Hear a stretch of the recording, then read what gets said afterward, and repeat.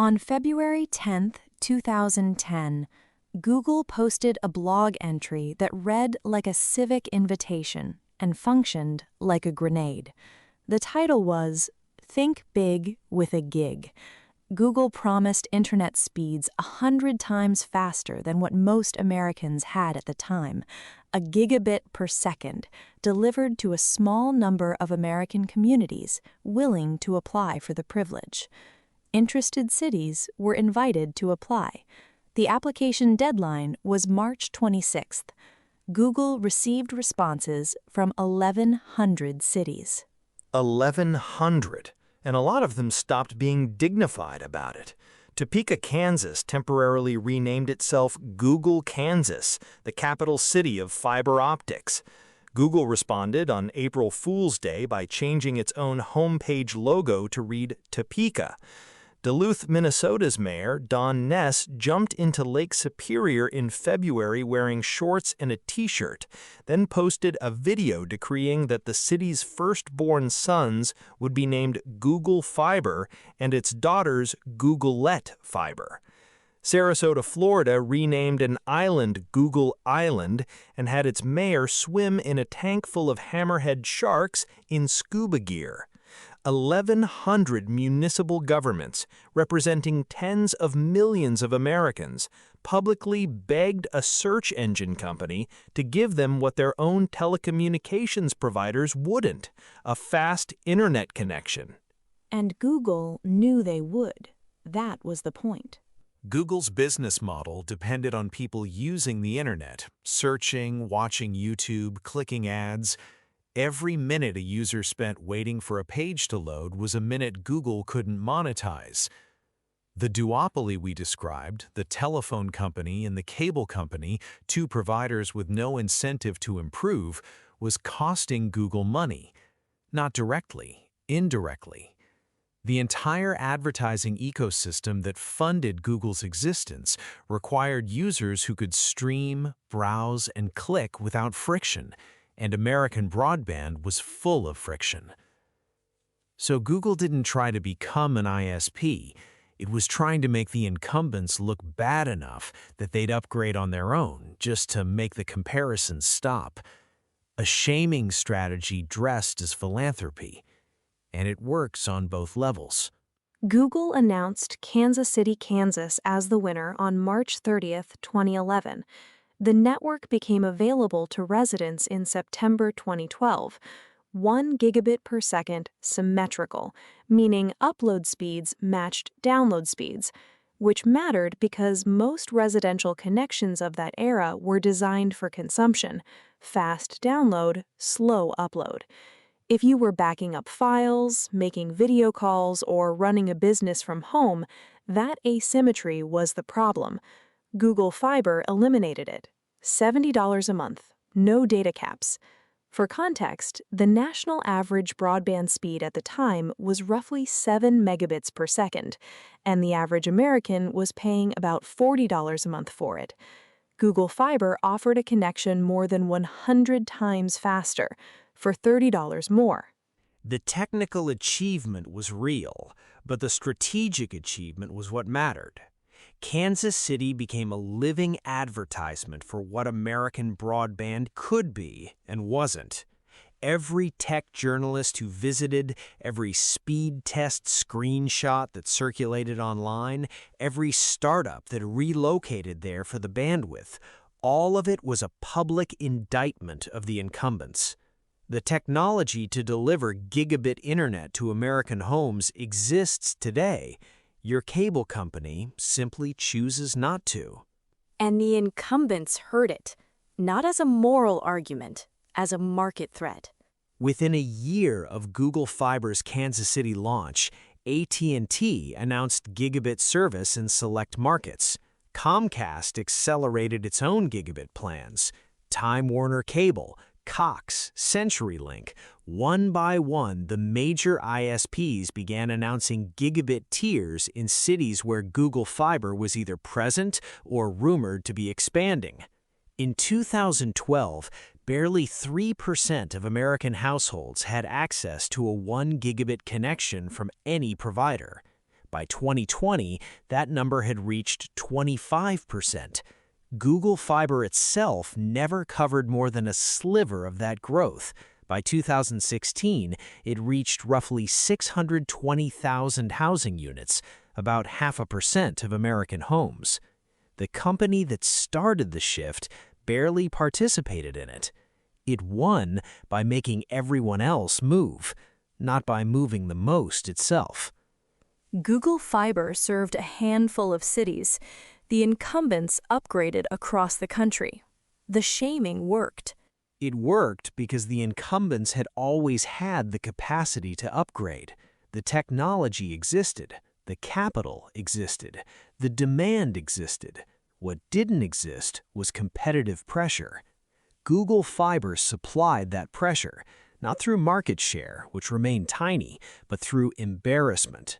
The product that was impossible or uneconomical suddenly became standard across the industry the moment a credible competitor threatened to expose the gap. Every year before 2012, the incumbent said faster speeds weren't feasible. They were feasible, they just weren't necessary. No one was making the duopoly uncomfortable. But Google Fiber ran into the same wall the industry had been hiding behind all along. Cost. Cost. Specifically, the cost of building physical infrastructure in the United States. Google Fiber required laying fiber optic cable to individual homes, trenching through streets, boring under sidewalks, negotiating access to utility poles, navigating local permitting processes that varied city by city, block by block. In Kansas City, Google never disclosed its build costs. The company treated the financials as proprietary. Independent estimates place the cost of connecting a single home at somewhere between $1,000 and $2,000 once you factored in permitting, trenching, equipment in the legal battles over pole access. The total Kansas City build-out likely ran into the tens of millions for a fraction of one metro area. That doesn't pencil out across 300 million Americans, and it doesn't improve with scale the way software does. Every city presented new geology, new permitting regimes, new pole attachment disputes with incumbent utilities that owned the poles and had no desire to share them. AT&T and Comcast didn't just compete with Google Fiber on speed, they competed through delay, tying up pole access in regulatory proceedings, challenging permits, leveraging decades of institutional relationships with local governments. The incumbents couldn't beat Google's product, so they made it more expensive to build. And Google, a company accustomed to scaling software at near zero marginal cost, discovered that atoms are harder than bits. You can copy code to 1 billion users overnight. You cannot trench fiber to 1 billion homes in any time frame that satisfies a quarterly earnings call. By 2016, Google Fiber had paused expansion. The company stopped entering new cities. It laid off staff. The project that had transformed American broadband expectations quietly retreated to its existing footprint. The shaming strategy had succeeded. The incumbents upgraded.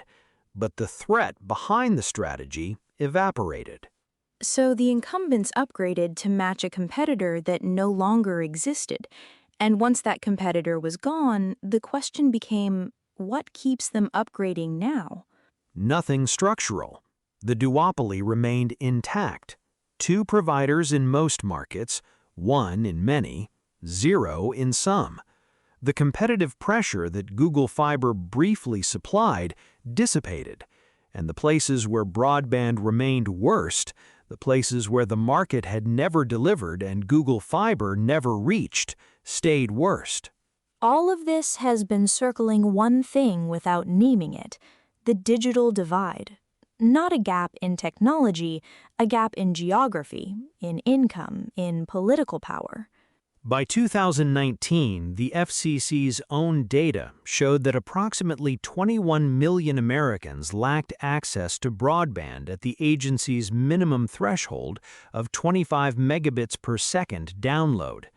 Independent analyses, including from Broadband Now and Microsoft, placed the true number significantly higher, potentially 42 million or more, because the FCC's methodology counted an entire census block as served if a single provider reported it could offer service to at least one household in that block.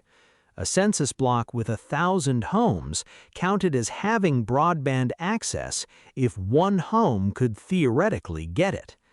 The map said you had internet. The modem said you didn't. And the communities that didn't have it followed familiar lines. Rural counties where the population density made private investment unprofitable, stringing fiber to 12 houses spread across 4 miles of dirt road doesn't generate the return that stringing fiber through an apartment complex does. Tribal lands, where the infrastructure deficit compounded centuries of underfunding in every category of public service, roads, electricity, water, and now broadband, and urban low-income neighborhoods, where the infrastructure often physically existed, but the price of service put it out of reach. This is where the analogy from Act 4, the comparison with rural electrification, stops being rhetorical and becomes literal. In 1935, the electricity gap between urban and rural America was stark. Urban homes were wired, rural farms largely weren't. The REA's own figures showed roughly 9 in 10 farms still without electricity when the program launched.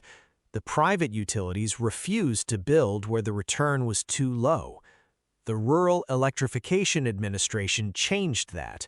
Federal loans and grants made it economically viable to string power lines to farms and small towns that the market had abandoned. It was an explicit, government-funded decision that electricity was a necessity, not a luxury, and that access to it shouldn't depend on the density of your neighborhood. Broadband in 2019 presented the identical structural problem. The market delivered service where it was profitable. It did not deliver service where it wasn't. And the communities on the wrong side of that line were, disproportionately, the same communities that had been on the wrong side of every infrastructure line in American history. Rural, tribal, poor. The same communities, the same gap, just a different wire. And so, in November 2021, Congress passed the Infrastructure Investment and Jobs Act, which included $65 billion for broadband. $65 billion. The single largest federal investment in internet infrastructure in American history, larger in inflation-adjusted terms than the High-Performance Computing Act of 1991 that Gore had championed, larger by orders of magnitude. And the logic was exactly Gore's logic, the argument he had made in 1991 and had been mocked for. Government funds the infrastructure the market won't build. The network reaches the people the market won't serve.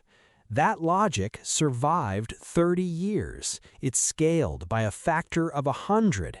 It made it through both chambers of Congress with bipartisan votes. It made it through 56 state planning processes.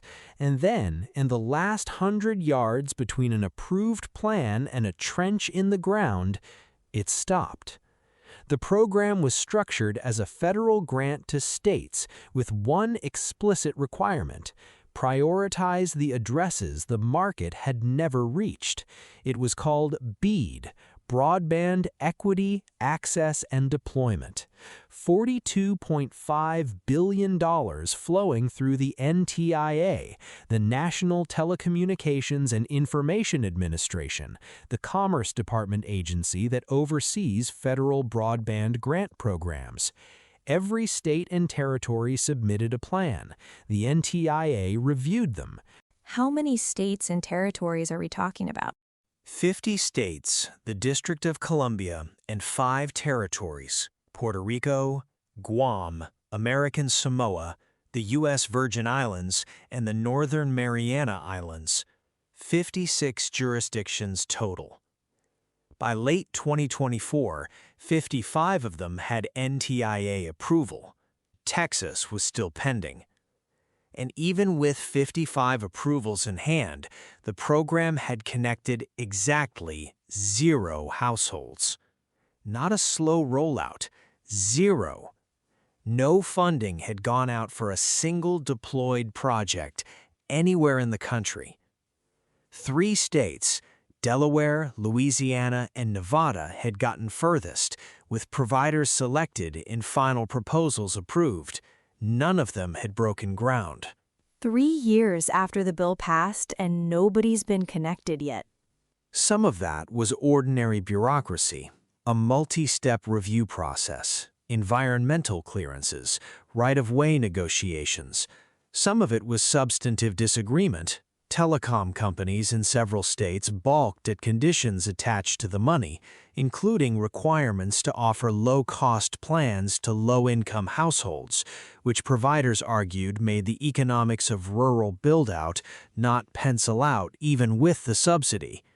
The program was behind schedule before anyone touched the funding itself. And then someone touched the funding itself. On January 20th, 2025, the new administration took office. Within days, a broad freeze on federal grant disbursements was ordered. The BEAD program fell under that freeze.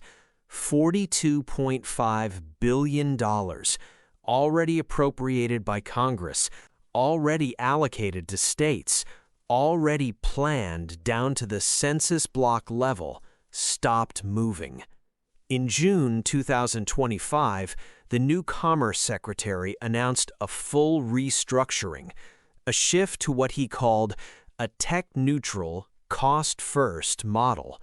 In practice, that meant states could no longer favor fiber, the most expensive option to build but the most durable, over cheaper alternatives like satellite or fixed wireless, and had to prioritize whichever bid cost the least. It rescinded the approvals 55 states and territories had already received and required every state to reopen bidding and reapply from scratch. 3 years of planning thrown out. Everyone starts over. And the communities waiting for that deployment, the rural counties, the tribal lands, the urban neighborhoods that had been identified, mapped, prioritized, and promised, went back to waiting. Some of them had been waiting since the High Performance Computing Act of 1991. 34 years. The logic that Gore applied in 1991, federal money builds the network the market won't, that same logic survived 30 years, scaled up by a factor of 100, made it through both chambers of Congress with bipartisan votes, survived the planning process, survived 56 state-level approval cycles, and then hit a wall in the last 100 yards. The last mile again. So the problem isn't even the physical infrastructure anymore. The last mile in this case is bureaucratic. A bill that passed, a program that was approved, and then a freeze that stopped the money from actually moving. Is that a structural failure, or is it just politics doing what politics does? It's the same dynamic we've traced through every act of this series. The open internet, or in this case, the accessible internet, the internet that reaches everyone, keeps approaching universality. And at the moment of arrival, something closes the gate. A corporate lobby, a regulatory reclassification, a state law banning municipal broadband, and now a federal freeze on funds Congress already approved. The escape hatch keeps appearing, and the pattern keeps repeating.